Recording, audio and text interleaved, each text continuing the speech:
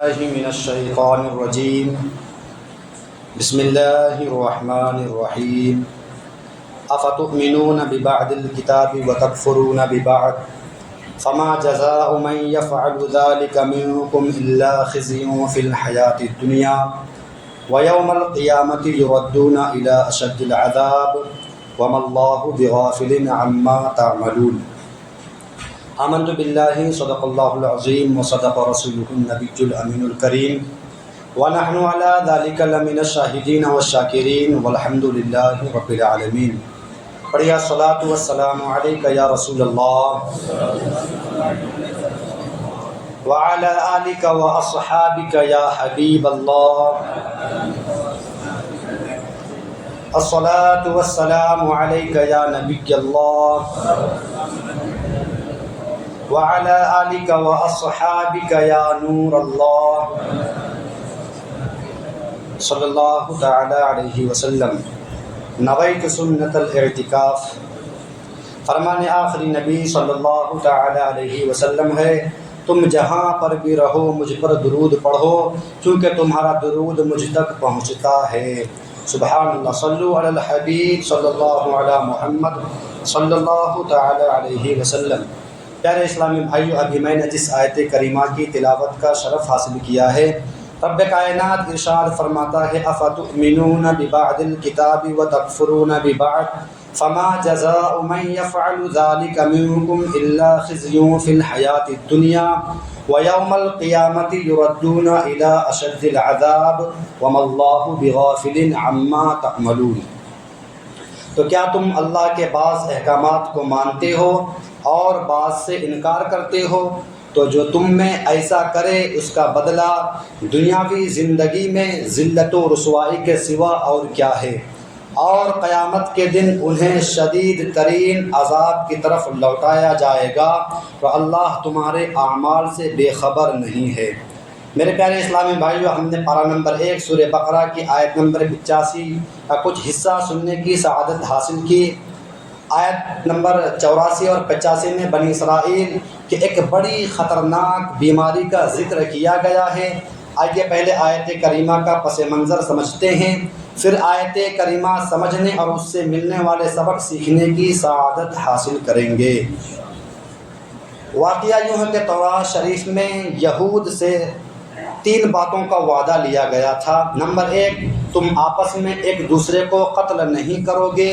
Number 2، ایک دوسرے کو جلا وطن نہیں کرو گے، یعنی گھروں سے نہیں نکالو گے۔ نمبر 3، تم میں سے کوئی شخص قید ہو جائے یا غلام بنا لیا جائے تو اسے خرید کر آزاد کر دیا کرو گے۔ یہ تینوں حکم یہود کے آپس میں اتفاق اور اتحاد سے متعلق تھے۔ ان میں باہم بھائی چارے کا اظہار تھا، کسی کو قتل نہیں کرنا، گھر سے بے گھر نہیں کرنا، کوئی قید ہو تو اسے آزاد کروانا ہے۔ یہ تینوں حکم اگر مان لیے جاتے تو ایک بہترین ہم آہنگ اور اتحاد و اتفاق والا معاشرہ تشکیل پاتا، مگر یہود نے ان تینوں باتوں سے یعنی ان تینوں میں سے ایک حکم کو مان لیا اور باقی کو چھوڑ دیا۔ یوں ہوا کہ اسلام نے آنے سے پہلے مدینہ شریف میں 4 قبیلے آباد تھے، 2 مشرک تھے، 2 یہودی کے تھے۔ یہ ذرا توجہ سے سمجھنے والی بات ہے، تھوڑی سی توجہ فرمائیں گے تو بات صحیح سمجھ آ سکے گی۔ مدینہ شریف میں 4 قبیلے تھے، ایک اوس، دوسرا خزرج، یہ دونوں مشرک تھے، اور ایک بنو قریظہ اور دوسرا تھا بنو نذیر، یہ دونوں یہودی تھے۔ اب معاملہ یوں ہوا کہ بنو قریظہ نے اوس کے ساتھ دوستی لگا لی، ساتھ میں مرنے جینے کی قسمیں کھا لی، اور بنو نذیر نے خزرج کے ساتھ دوستی لگا لی۔ اسے تھوڑا ذہن میں نقش کریے کہ بنو قریظہ اوس کے ساتھ دوستی تھے اور بنو نذیر خزرج کے ساتھ دوست تھے، اوس اور خزرج کے آپس میں دشمنی تھی، 100 سال تک ان کی آپس میں جنگ چلتی رہی۔ اتنی سخت دشمنی تھی کہ جب ان کے آپس میں جنگ ہوتی تو بنو قریظہ اوس کی مدد کے لیے آتے اور بنو نذیر خزرج کی مدد کے لیے پہنچ جاتے۔ یوں بنو نذیر اور بنو قریظہ جو دونوں ہی یہودی تھے یہ آپس میں ایک دوسرے کو قتل کر دیتے، اپنے ہی ہاتھوں سے اپنے ہی بھائیوں کے گھر اجاڑ دیا کرتے تھے۔ جب جنگ ختم ہوتی کچھ لوگ بنو قریظہ کے قید ہوتے، کچھ بنو نذیر کے قید ہو جاتے۔ اب یہ اپنے ان بھائیوں کا فدیہ دے کر انہیں آزاد کروا لیا کرتے تھے۔ لوگوں نے ان سے پوچھا کہ بھائی عجیب لوگ ہو، عجیب معاملہ ہے، خود تو اپنے بھائیوں کے ساتھ جنگ کرتے ہو، انہیں قتل کرتے ہو، ان کے گھر اجاڑتے ہو، پھر خود ہی ان کے فدیہ دے کر انہیں آزاد بھی کروا دیتے ہو، یہ کیا چکر ہے، یہ کیا معاملہ ہے؟ یہود کہتے ہیں اللہ پاک نے تورات شریف میں ہم سے وعدہ لیا ہے کہ اگر ہمارے یہودی بھائی قید ہو جائے تو ہم انہیں آزاد کروائیں گے۔ پوچھا تورات میں تو یہ بھی وعدہ لیا گیا ہے کہ آپس میں ایک دوسرے کو قتل نہیں کرو گے؟ یہود بولے جنگ تو ہم اپنے دوستوں اوس اور خزرج کی وجہ سے کرتے ہیں اور قیدیوں کو آزاد کرواتے ہیں تورات پر عمل کرنے کے لیے، اس لیے اور اس پر اللہ پاک نے قرآن کریم میں یہ آیت کریمہ نازل فرمائی۔ ارشاد ہوا افتؤمنون ببعض الکتاب، تو کیا تم اللہ کے بعض احکامات کو مانتے ہو، یعنی کیا تم کتاب الہی سے کچھ حکم مان لیتے ہو مگر وتکفرون ببعض، اور بعض سے انکار کرتے ہو، کچھ احکام کا انکار کر دیتے ہو۔ یعنی یہ بھی حکم ہے کہ آپس میں ایک دوسرے کو قتل نہیں کرو گے، قتل سے باز نہیں آتے، قیدی آزاد کرواتے پھرتے ہو، یہ کیا دو رنگی ہوئی؟ کتاب الہی کا ایک حکم مان لیا، دو چھوڑ دیے۔ کیا تم پوری کتاب پر ایمان رکھتے ہو، کچھ کو مانتے ہو، کچھ کا انکار کر دیتے ہو؟ یاد رکھو فما جزاء من یفعل ذلک منکم، کیا جزا جو کرے یہ تم میں سے، کیا جزا جو کرے یہ تم میں سے، یعنی جو ایسا بیہودہ کام کرے، یعنی اپنی مرضی کے حکم مانے باقی کا انکار کر دے، اس کی سزا یہ ہے الا خزی فی الحیات الدنیا، مگر رسوائی دنیا کی زندگی میں، یہ دنیاوی سزا ہے۔ مزید فرمایا وَيَوْمَ الْقِيَامَةِ يُرَدُّونَ إِلَىٰ أَشَدِّ الْعَذَابِ، اور قیامت کے دن انہیں شدید ترین عذاب کی طرف لوٹایا جائے گا، یعنی جو اپنی مرضی کے حکم مان لے باقی کا انکار کر دے اسے دو سزا ملے گی، دنیا میں ذلت اور آخرت میں شدید عذاب ہوگا۔ وَمَا اللَّهُ بِغَافِلٍ عَمَّا تَعْمَلُونَ، اور اللہ تمہارے اعمال سے بے خبر نہیں ہے، یعنی تمہارے کرتوت اللہ پاک سے چھپے ہوئے نہیں ہے، وہ مالک و مولا دیکھ رہا ہے، تمہارے ایک ایک اعمال کا تمہیں بدلہ دیا جائے گا۔ میرے پیارے اسلامی بھائیوں، یہ آیت کریمہ اور اس کی مختصر وضاحت ہم نے سننے کی سعادت حاصل کی، ویسے تو اس میں سیکھنے کی بہت ساری باتیں ہیں۔ مثلا اس سے معلوم ہوا ظلم بھی حرام ہے اور ظلم پر مدد کرنا بھی حرام ہے۔ اوس اور خزرج آپس میں لڑتے جنگ کرتے، یہ ان کا ظلم تھا، یہود ان کے مددگار ہوئے، انہوں نے بھی حرام کام کیا۔ اسی طرح یہ بھی سبق ملا کسی کی طرفداری میں دین کی مخالفت کرنا بہت برا کام ہے، اس سے دنیا میں بھی ذلت ہوتی ہے اور آخرت میں بھی عذاب ہوگا، لہذا کسی کی طرفداری کرتے ہوئے دین کی مخالفت نہیں کرنی چاہیے۔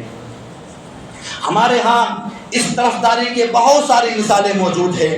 مثلا کسی عزیز نے جھوٹ بولا، رشوت لی، ظلم کیا، ہمارے ہاں لوگ جانتے ہوئے بھی کہ میرا عزیز غلط بول رہا ہے، مگر کیونکہ میرا چچا ہے، میرا تایا ہے، چھوٹا بھائی ہے، بڑا بھائی ہے، لہٰذا اس کی طرفداری کر رہے ہوتے ہیں۔ اگر خدا نہ خواستہ ہمارے بولنے کے سبب لڑائی جھگڑے ہو سکتے ہو تو خاندان کے حالات بگڑ سکتے ہو، تو خاموشی اختیار کرنی چاہیے، نہ کہ ہم جھوٹ اور ظلم کی طرفدار ہو جائے۔ اسی طرح مثال کے طور پر دو شخص آپس میں بزنس مین مل کر کوئی کاروبار چلا رہے ہوتے ہیں، بعض دفعہ ایک شخص کو سودی لین دین کر رہا ہوتا ہے، ملاوٹ کر رہا ہوتا ہے، معلوم ہوتا ہے کہ یہ حرام کام ہے، ناجائز ہے، مگر پھر بھی اس کی طرفداری کر رہے ہوتے ہیں کیونکہ اس میں فائدہ تو اپنا ہی ہے۔ اگر طرفداری نہیں کریں گے تو کاروبار بگڑ جائے گا، لہذا طرفداریاں نبھا رہے ہوتے ہیں۔ اسی طرح لوگ کچہریوں میں بھی جھوٹی گواہیاں دیتے ہیں، معلوم ہے کہ جس کے حق میں گواہی دے رہا ہوں وہ جھوٹا ہے، ظالم ہے، ظلم اس نے کیا، پھر بھی مال کی لالچ میں دوستیاں نبھانے کے لیے جھوٹی گواہیاں دی جا رہی ہوتی ہے۔ اب غور کرتے چلے جائیے، گھر سے لے کر معاشرے تک ایسی بہت ساری مثالیں ہمارے ہاں موجود ہے۔ ناحق طرفداری کی جا رہی ہوتی ہے۔ ہمارے بچے اگر گلی میں لڑائی کر جائے، دوسرے بچوں کی پٹائی کر دے، انہیں ناحق گالیاں نکالے، گھر شکایت آ جائے تو عموماً اپنے بچوں کی ناحق طرفداری کی جا رہی ہوتی ہے۔ یہ بھی غلط بات ہے۔ ہم کورٹ کچہریوں میں انصاف تلاش کرتے ہیں، ہمارے گھروں میں موجود نہیں ہے۔ یہ بھی ہمیں کرنا، یہ بھی ہمیں نہیں کرنا چاہیے۔ اس سے بچے بھی بگڑ جاتے ہیں اور وہ بڑے ہو کر خطرناک بن سکتے ہیں۔ لہذا انصاف کا ترازو ہمیشہ ہاتھ میں رکھیے۔ یہ بات ہمیں ذہن میں بٹھا لینی چاہیے کہ جس کے لیے ہم آج حق چھوڑ رہے ہیں، جس کی ناحق طرفداری کر رہے ہیں، دین کو پیٹھ پیچھے چھوڑ رہے ہیں، کل بروز قیامت یہی شخص ہمیں بھی چھوڑ دے گا۔ لہذا ناحق طرفداری سے بچیے۔ اللہ پاک قرآن کریم میں فرماتا ہے وَلَا يَجْرِمَنَّكُمْ شَنَآنُ قَوْمٍ عَلَىٰ أَلَّا تَعْدِلُوا اعْدِلُوا، اور تمہیں کسی قوم کی عداوت اس پر نہ ابھارے کہ تم انصاف نہ کرو، بلکہ انصاف کرو۔ خیر اس میں حکمت عملی اپنانی چاہیے۔ ایسا بھی نہ ہو کہ ہم حق کے نام پر فسادات پھیلانا شروع کر دے، یوں بھی نہ ہو کہ ہم ناحق طرفداریاں شروع کر دے۔ جہاں محسوس ہو کہ میرا بولنا فساد برپا کرے گا، خاموشی سے ایک طرف ہو جائے، ناحق طرفداری نہ کرے، اور اگر معاملہ میں آنا ہی پڑے، گواہی دینی ہی پڑ جائے، گھر میں خاندان میں نہ چاہتے ہوئے بولنا ہی پڑے، تو جو حق ہے اس کے ساتھ کھڑے ہو۔ اللہ پاک ہمیں حق بولنے کی توفیق عطا فرمائے، آمین بجاہ خاتم النبیین صلی اللہ تعالی علیہ وسلم۔ میرے پیارے اسلامی بھائیو، اس آیت کریمہ سے ایک اہم ترین جو ہمیں سبق سیکھنے کو ملا وہ قرآن کریم کا یہی خوبصورت جملہ ہے۔ فرمایا افتؤمنون ببعض الکتاب وتکفرون ببعض، تو کیا تم اللہ کے بعض احکامات کو مانتے ہو اور بعض سے انکار کرتے ہو؟ معلوم ہوا اللہ پاک کی کتاب کو ماننا ہے تو مکمل ہی ماننا ہے، ادھورا نہیں ماننا۔ دوسرے لفظوں میں یوں کہو کہ قرآن کریم کی ایک ایک آیت، ایک ایک لفظ پر ایمان رکھنا ضروری ہے۔ یوں نہیں ہو سکتا ہے کہ جو حکم مجھے پسند آیا وہ میں مان لوں، باقی کو چھوڑ دوں، نہ، ہرگز نہیں، مکمل قرآن کو ماننا پڑے گا۔ آج کل ہمارے ہاں آدھی جہالت کا فتنہ پورے زور پر ہے۔ یہ میں درست کہہ رہا ہوں کہ بندہ پورا ہی جاہل ہو تو سیکھنے کی طرف مائل ہوتا ہے، بندہ پورا عالم ہو اگر درست طریقے سے قرآن و حدیث کو سمجھتا ہو، یعنی جس نے باقاعدہ عاشقان رسول سے علم دین سیکھا ہو وہ خوش نصیب ہے، مگر جو آدھا جاہل ہو وہ بہت خطرناک ہوتا ہے۔ یہ ذہن میں رکھیے گا کہ جہالت اتنی نقصان دہ نہیں ہے جتنی آدھی جہالت نقصان دہ ہوتی ہے۔ قرآن کریم کے 2 آیات پڑھ لے، باقی ہزاروں آیات سے ابھی جاہل ہے، مگر خود کو مفتی سمجھ رہا بیٹا ہے، بڑے بڑے علماء کرام کے ساتھ بحثیں کرنا شروع کر دیتا ہے۔ یہ ادھوری جہالت ہے۔ اردو کی 4 کتابیں پڑھ لے اور فن خواہ بن گئے ہیں۔ اب مجھ سے بڑا تو کوئی عالم دنیا میں پیدا ہی نہیں ہوا۔ یہ جو ادھوری جہالت ہوتی ہے نا، یہ آدمی کو بے وقوف بنا دیتی ہے۔ ایسے شخص کو سمجھنا، ایسے شخص کو سمجھانا آسان نہیں ہوتا۔ روایت میں ہے کہ ایک مرتبہ اللہ پاک کے نبی حضرت عیسیٰ علیہ السلام تیز قدموں کے ساتھ کہیں تشریف لے جا رہے تھے۔ ایک شخص ملا، عرض کیا عالیجہ اتنی تیزی میں آپ کہاں تشریف لے جا رہے ہیں؟ فرمایا میں نے ایک بیوقوف کو دیکھ لیا تھا، اس سے دور بھاگ رہا ہوں۔ اس شخص نے حیرت سے عرض کیا عالیجہ آپ تو وہ شان والے ہیں کہ مردے کو زندہ کر دیا کرتے ہیں، تو بیوقوف کیا چیز ہے؟ آپ علیہ السلام نے بڑا خوبصورت جملہ فرمایا مردے زندہ کرنا آسان ہے، بے وقوف کو سمجھانا انتہائی مشکل ہے۔ اللہ اکبر کبیرہ، یہ ہے ادھوری جہالت۔ جو آدھا جاہل ہو، یعنی جو 4 کتابیں پڑھ کر خود کو بڑا علامہ فہامہ سمجھ بیٹھے، وہ بے وقوف ہو جاتا ہے، پھر اسے سمجھانا انتہائی مشکل ہوتا ہے۔ ایک بد مذہب فرقہ خارجی ہے، یہ فرقہ مسلمانوں کے چوتھے خلیفہ حضرت مولا علی رضی اللہ عنہ کے دور خلافت میں تھا۔ یہ لوگ بھی آدھے جاہل تھے، ان کی بے وقوفی کی انتہائی دیکھی ہے۔ ان بدبختوں نے حضرت مولا علی پر کفر کا فتویٰ لگا دیا۔ اللہ پاک کی پناہ، جن کو دیکھنا عبادت ہے، جن کی محبت ایمان کی علامت ہے، جن کا بغض بندے کو منافق بنا دیتا ہے، ان عظیم ہستی قطعی یقینی جنتی صحابی پر کفر کا فتویٰ، لا حول ولا قوت الا باللہ العلی العظیم، انہوں نے یہ فتویٰ لگایا کیوں تھا؟ سنیے، حضرت مولا علی اور حضرت امیر معاویہ کے درمیان کسی دینی مسئلے پر اختلاف ہو گیا تھا۔ حضرت مولا علی ماشاءاللہ بڑے باکمال تھے، آپ نے حکمت عملی اختیار فرمائے اور ایک حکم مقرر کر دیا، اور اس حکم نے دونوں کی صلح کروا دی۔ اب یہ جو خارجی لوگ تھے،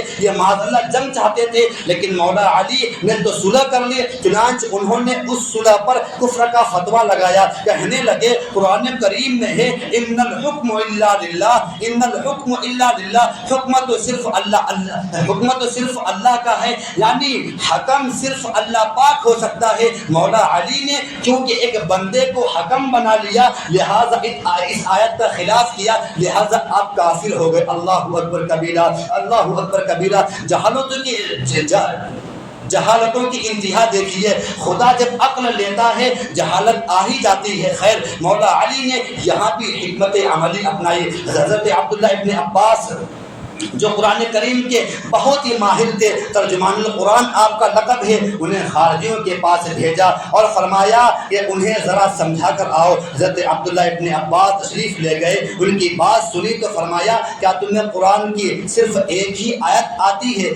کیا تم نے سورہ مائدہ کی آیت نمبر 95 نہیں پڑھی؟ اللہ پاک نے فرمایا اگر کوئی حالت احرام میں کسی جانور کو مار دے، مثلا کسی نے خرگوش کو مار دیا، اب حکم ہے کہ اس جانور کی قیمت کا صدقہ کرے، یہ کیسے پتا چلے گا اس خرگوش کی قیمت کتنی تھی؟ اللہ پاک نے فرمایا یحکم بہ ذو عدل منکم، تم میں سے 2 معتبر آدمی فیصلہ کرے۔ حضرت عبداللہ ابن عباس نے یہ آیت پڑھ کر فرمایا کیا کہتے ہو؟ خرگوش جو 1 درہم میں 4 مل سکتے ہیں، ان کی اہمیت زیادہ ہے یا انسانوں کی؟ جب اللہ پاک نے مثلا ایک خرگوش کی قیمت طے کرنے کے لیے 2 لوگوں کا فیصلہ کرنے والا مقرر فرمایا، تو مولا علی نے اگر انسانوں بلکہ صحابہ کے درمیان جنگ روکنے کے لیے کسی کو حکم بنا لیا، حکم مان لیا، تو یہ کفر کیسے ہو سکتا ہے؟ اسی طرح حضرت ابن عباس نے انہیں مزید آیات بھی سنائے، مگر وہی ہے، بے وقوفوں کو سمجھانا بھی تو عام بات نہیں ہے، ان بدبختوں کو سمجھ میں نہ آیا، آخر حضرت مولا علی نے انہیں سخت سزا دے کر جہنم پہنچا دیا۔ میرے پیارے اسلامی بھائیوں، معلوم ہوا ادھوری جہالت اتنی بڑی بے وقوفی ہے کہ جس کو یہ بیماری لگ جائے، وہ بڑے بڑے بزرگوں امت کے سرداروں بلکہ وہ جو جان ایمان ہے ان پر بھی کفر کا فتویٰ لگا ڈالتا ہے۔ میرے پیارے اسلامی بھائیوں، ایک حدیث پاک حضرت عائشہ فرماتی ہے حجۃ الوداع میں واپسی پر اللہ پاک کے آخری نبی رسول ہاشمی صلی اللہ تعالی علیہ وسلم جب اپنی والدہ ماجدہ بی بی آمینہ رضی اللہ عنہا کے قبر مبارک سے گزرے تو انتہائی غمگین پریشان تھے۔ بی بی عائشہ فرماتے ہیں نبی پاک صلی اللہ تعالی علیہ وسلم کے رونے کی وجہ سے میں بھی رونے لگی تھی۔ پھر محبوب خدا صلی اللہ تعالی علیہ وسلم سوار سے اتر کر قبر پر تشریف لے گئے، کافی دیر کے بعد مسکراتے ہوئے واپس آئے تو میں نے حیرت سے پوچھا یا رسول اللہ صلی اللہ تعالی علیہ وسلم بات کیا ہے، معاملہ کیا ہے؟ فرمایا میں اپنی امی جان سیدہ آمینہ رضی اللہ عنہا کی قبر پر گیا اور میں نے اللہ پاک سے دعا دعا کی، رب کریم نے میری امی جان کو زندہ فرمایا، انہوں نے میرا کلمہ پڑھا، پھر آرام فرما ہو گئے۔ سبحان اللہ، کل جہاں کی مائیں ہو تم پر فدا، تم محمد کی بنے ماں آمنہ۔ میرے پیارے اسلامی بھائیو، یہ جو واقعہ میں نے سنایا یہ حدیث پاک میں ہے۔ ایک شخص سوشل میڈیا پر بیٹھا تھا، اس نے اس واقعہ کے متعلق سوال ہوا، اس سے اس واقعہ کے متعلق سوال ہوا، اب اس کی بیوقوفی دیکھیے، فوراً بولا ایسا نہیں ہو سکتا، کیونکہ قرآن میں آیا ہے وَحَرَامٌ عَلَىٰ قَرْيَةٍ أَهْلَكْنَاهَا أَنَّهُمْ لَا يَرْجِعُونَ، اور جس بستی کو ہم نے ہلاک کر دیا اس پر حرام ہے کہ لوٹ کر نہ آئے، کیونکہ قرآن کہہ رہا ہے کہ دنیا سے چلا گیا وہ پلٹ کر واپس نہیں آ سکتا، لہذا یہ حدیث جھوٹی ہے، معاذ اللہ رب العالمین۔ اب یہ وعد دیکھیں کتنا سخت ہے، عام مسلمان جب آیت کریمہ سنے گا وہ تو پکار اٹھے گا کہ بھائی جب قرآن نے فرما دیا تو اس کا الٹ، جب وہ قرآن نے فرما دیا تو اس کا الٹ ہو ہی نہیں سکتا، لہذا مر کر زندہ ہونا ممکن ہی نہیں ہے۔ مگر دیکھیے اس بیوقوف نے ایک آیت کو لے لیا، درجنوں آیت کو چھوڑ دیا، یہی تو ادھوری جہالت ہے۔ سورہ بقرہ کو پڑھیے، اس سورت کو سورہ بقرہ کہتے ہی اس لیے ہے کہ اس میں گائے کا واقعہ ذکر ہوا۔ قرآن کریم میں صاف لکھا ہے کہ گائے کے گوشت کا ایک ٹکڑا مرے ہوئے شخص کو لگایا تو وہ زندہ ہو گیا۔ اسی طرح دوسرے پارے میں ذکر ہوا، ایک دو نہیں بلکہ 70,000 بنی اسرائیل جن پر عذاب اترا تھا اور وہ سب موت کے گھاٹ اتر گئے تھے، مگر حضرت حزقیل علیہ السلام کی دعا سے سارے کے سارے دوبارہ زندہ ہو گئے۔ اللہ پاک نے فرمایا فقال لهم الله موتوا ثم احیاهم، تو اللہ نے ان سے فرمایا مر جاؤ، ثم احیاکم، پھر انہیں زندہ فرما دیا۔ دیکھیے 70,000 کے مر کر زندہ ہونے کا ذکر قرآن میں موجود ہے۔ بتائیے ذرا حضرت حزقیل علیہ السلام کی دعا سے اگر 70,000 مردے زندہ ہو سکتے ہیں تو محبوب خدا محبوب مصطفیٰ صلی اللہ تعالی علیہ وسلم کی دعا سے آپ کی امی جان کو جسم میں دوبارہ روح نہیں ڈالی جا سکتی ہے۔ مگر بات یہ ہے کہ جب ایک آیت پڑھنی ہے درجنوں چھوڑنی ہے تو نتائج ایسے ہی نکلتے ہیں۔ بہرحال ہمیں چاہیے کہ ہم ادھوری جہالت سے بچے۔ سوشل میڈیا آج کل بڑا عام ہے، کیا بچے کیا بوڑھے کیا جوان جسے دیکھو سوشل میڈیا چلا رہا ہے، کوئی یوٹیوب میں ایکٹیو ہے، کوئی فیس بک میں ایکٹیو ہے، فلاں صاحب کی ویڈیو دیکھ رہے ہیں، فلاں حضرات کا لیکچر سن رہے ہیں، لوگ اس سے سیکھنے کی کوشش کرتے ہیں۔ ہاں سوشل میڈیا کے ذریعے بھی علم سیکھا جا سکتا ہے، مگر ہم عاشقان رسول علماء کی گفتگو سنیں، بیوقوفوں کی نہ سنیں تو بیوقوف ہی بن جاؤ گے۔ جس کا ہم لیکچر سن رہے ہیں اس نے ایک آیت پڑھی 4 چھوڑ دی، ہمیں کیسے پتا چلے گا؟ وہ ڈنڈے مار گیا، ظاہر ہے کہ نہیں پہچان پائیں گے۔ اس کے لیے ہمیں قرآن خود سمجھنا پڑے گا، مکمل قرآن سمجھنا پڑے گا۔ کتنے سارے ایسے معاملات ہیں جہاں لوگ ایک آیت سناتے ہیں 4 چھوڑ دیتے ہیں۔ میرے پیارے اسلامی بھائیو، قرآن نے بعض واضح الفاظ میں فرما دیا ہے افتؤمنون ببعض الکتاب وتکفرون ببعض فما جزاء من یفعل ذلك منکم الا خزی فی الحیاۃ الدنیا، تو کیا تم اللہ کے بعض احکام کو مانتے ہو بعض کو انکار کر دیتے ہو؟ پتہ چلا قرآن کریم پر ایمان رکھنا ہے تو پورے قرآن پر رکھنا ہے، ایک آیت نہیں پڑھنی، ہر آیت پڑھنی ہے۔ 2 آیتیں رٹ کر 4 حدیثیں یاد کر کے مفتی نہیں بننا ہے، بلکہ ہر آیت کو ہر حدیث شریف کو پڑھنا بھی ہے، علماء کرام کی خدمت میں حاضر ہو کر اسے سمجھنا بھی ہے، تب ہم قرآن کریم کے تعلیمات کو سیکھ پائیں گے۔ لہٰذا ادھوری جہالت سے بچیے۔ ہمارے پاس علم نہیں ہے تو علماء کرام کے پاس آئیے، اپنا مسئلہ بتائیے، خود اپنے سے فیصلہ کرنے کی کوشش نہ کیجیے۔ قرآن کریم میں واضح الفاظ یا ایھا الذین آمنوا ادخلوا فی السلم کافہ، اے ایمان والو اسلام میں پورے داخل ہو جاؤ۔ اگر آپ کو مسئلہ معلوم نہیں ہے آپ علماء کرام کے پاس آئیے، مسئلہ معلوم کیجیے، اپنے اٹکل سے اپنے ذہنی خیالات سے آپ مسئلہ خود نہ کیجیے۔ آپ کو مسئلہ نہیں معلوم ہے علماء کرام پر آئیے اور رابطہ کیجیے، آپ کو صحیح مسئلہ بتا دیا جائے گا۔ اللہ پاک ہم سب کو کہنے سننے سے زیادہ عمل کرنے کی توفیق عطا فرمائے۔ وآخر دعوانا الحمد للہ رب العالمین۔ صلوا علی الحبیب صلی اللہ علیہ وسلم۔